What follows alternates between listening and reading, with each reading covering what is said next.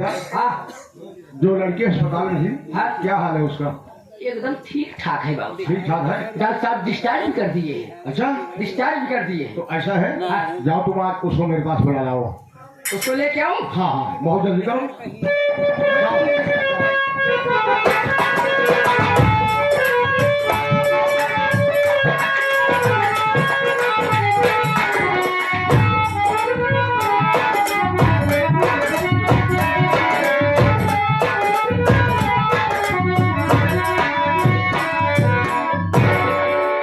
देवी जी, तुम्हारी जिंदगी बचाने वाले हमारे बाबू साहब तुमसे कुछ बात करेंगे। बाबू साहब, ये लड़की आ गई। क्या लड़की आ गई?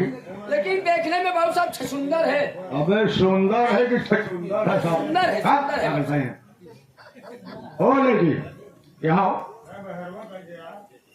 बाबू साहब नमस्ते। नमस्ते नमस्ते। एक बात ही बताओ, हाँ बोलिए बाबू। तुम्हारी तबीयत ठीक ठाक है? हाँ बाबू बिल्कुल खुशहाल हूँ। कोई परेशानी? किसी प्रकार का हमें कोई कष्ट एवं कोई तकलीफ नहीं है बाबू। बहुत अच्छी बात है, लेकिन एक बात ये बताओ, बोलिए बाबू। आपका शुभ नाम क्या है? अब तुम कहाँ का रहने वाली हो? बाबू आप मेरे नाम से वाकिफ होना चाहते हैं तो आपको मालूम होना चाहिए कि अपना शुभ नाम गीता है। गीता, बहुत अच्छा नाम है गीता। एक बात ये बताओ, मैं आपसे कुछ कहने वाला हूँ, कह सकता हूँ? बेशक बाबूजी, बेशक आप कह सकते हैं। सुनो गीता, मैं क्या कहना चाहता हूँ।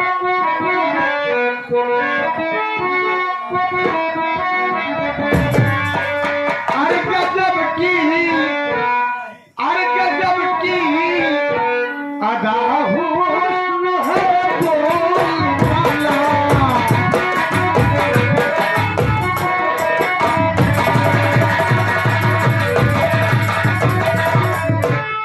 तो गजब की अदा हुस्न, अरे है बोलबाला। और तेरी तिरछी नजरों मुझे मार डाला।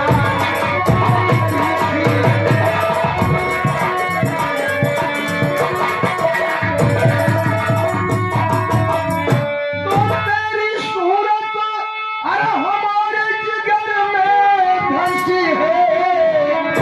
और तुझे देख कर दिल मचलता हमारा।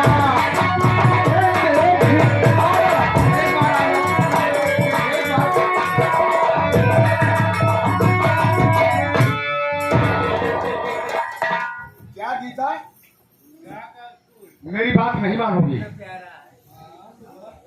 आपको ऐसे कहते हुए शर्म तो आ नहीं रही है? अरे इसमें शर्म क्या बात है गीता? क्या शर्म की बात है? बोलो। क्या मैं आपसे आपसे कुछ कहूँ, आप नाखुश तो नहीं होंगे? अरे नहीं नहीं, खुशी की बात है। क्या कहना चाहती हो, बोलो। इस तरफ आओ।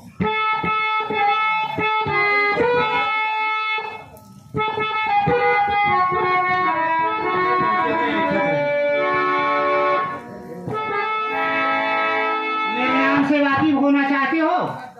सुनिए बता रही हूँ। क्या कहना चाहती हो, बोलो।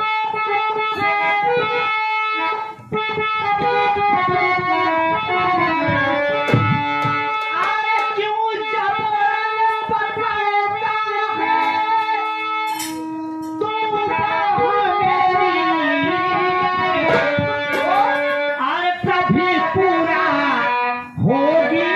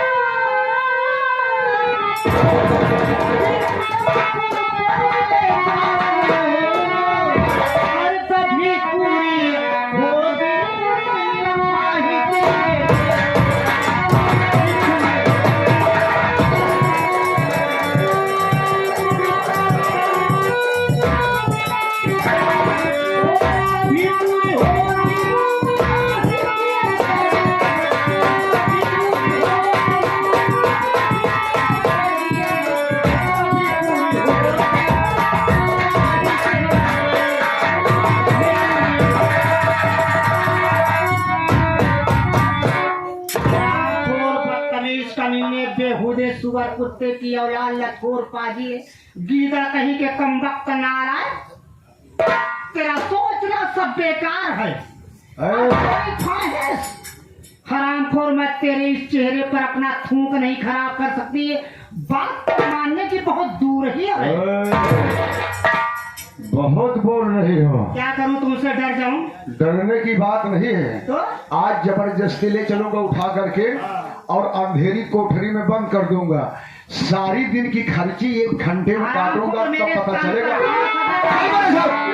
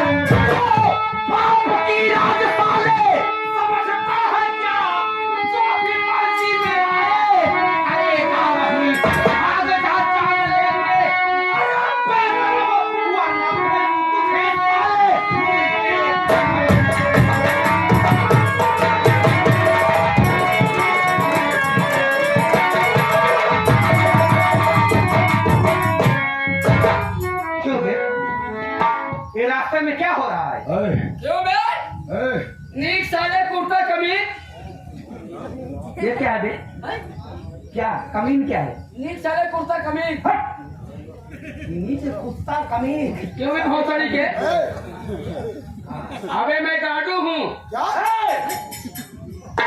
साले गाँव में कौन भिजड़ा है? मैं डाकू हूँ। मेरे गिरोह में 147 आदमी है, जिसमें एक आदमी बहुत खास है। कौन? ये हमारे गुरुजी के भतीजे सुब्बा भैया। ये आगे आगे चलते हैं लटपटाते हुए, और हम लोग पीछे पीछे टाइट होके चलते हैं। 21 रुपया का पुरस्कार पार्टी हार्दिक स्वागत करती। धन्यवाद। क्या नाम है तेरा? मुझसे तुमसे क्या वास्ता है? तुम अपना रास्ता बोलो, यहाँ जाओ, मुझसे वास्ता नहीं। अभी तो मेरा तेरा पुराना हिसाब है। कैसे मेरा तेरा हिसाब पुराना है?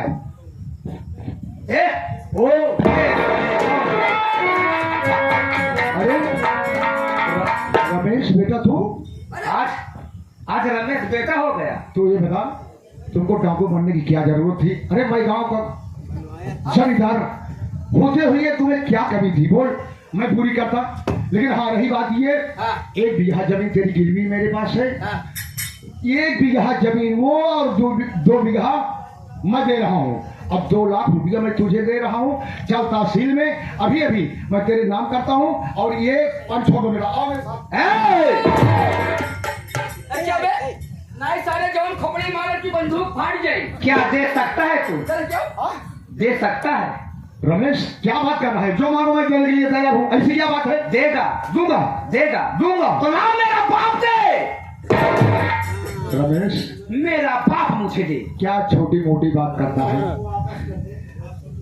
जो मर गया वो कैसे वापस आ सकता है? तो आज तू भी जिंदा नहीं रहेगा। नहीं रमेश देख, खून का बदला खून। मैं गांव का जमींदार हूँ।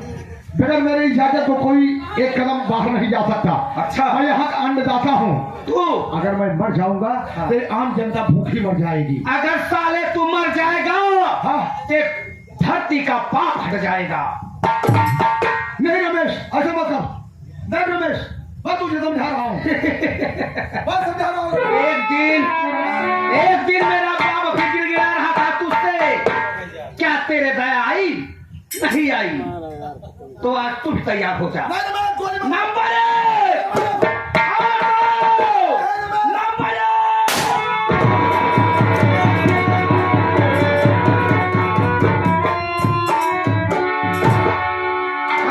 जैसे मेरे बाप को कापा के मारा, आज वो भी ताप के मरेगा।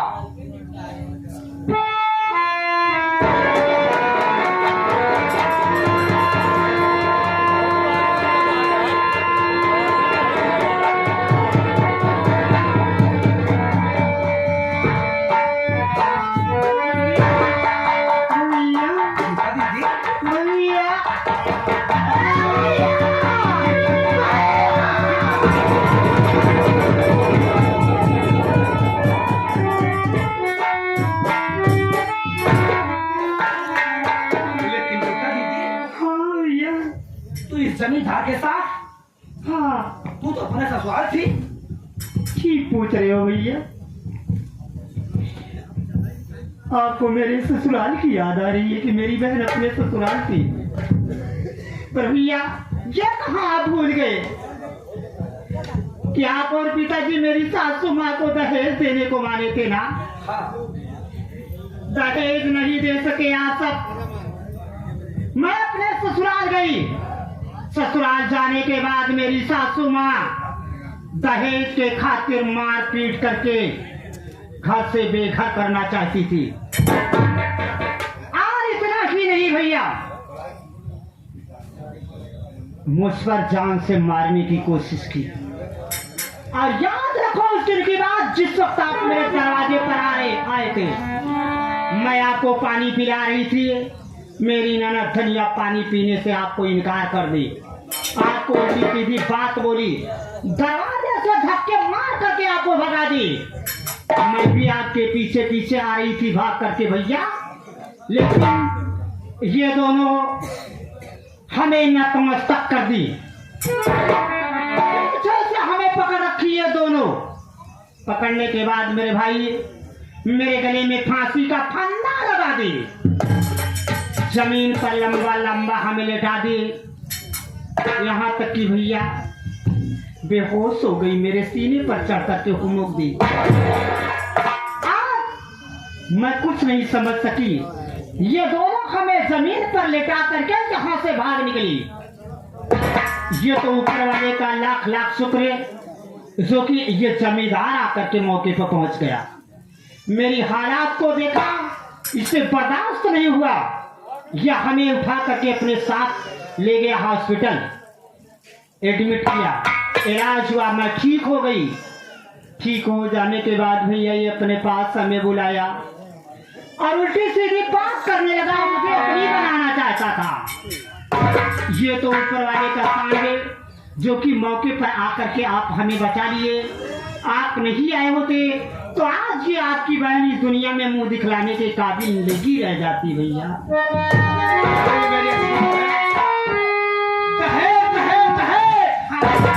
आज तेरे सासू को तेरे ननद को इतना दहेज दूंगा जो संभाल नहीं पाएगी। भैया यही तो मैं चाहती हूँ कि मेरी सासू माँ और मेरी ननद को इतना दहेज दो कि गिनते गिनते वो सारी उम्र इसी में खत्म कर दे। चल मेरे साथ। चलो भैया, इसमें टाइम नहीं है।